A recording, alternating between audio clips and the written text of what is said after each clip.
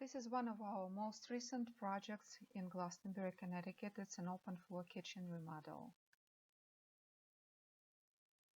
Besides the kitchen being too small, this house had a few other problem areas.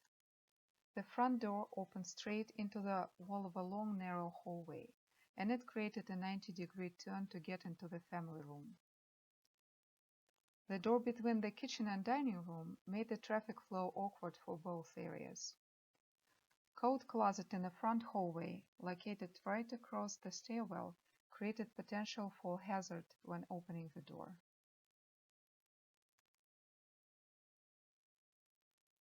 With the rear porch door left in place, the two side windows were swapped and the kitchen was relocated to the opposite wall. Hallway walls were taken down and the coat closet was relocated away from the stairs.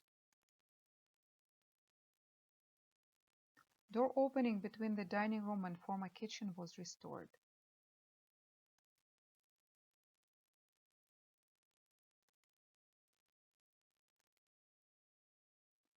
The new space looks nothing like it was before.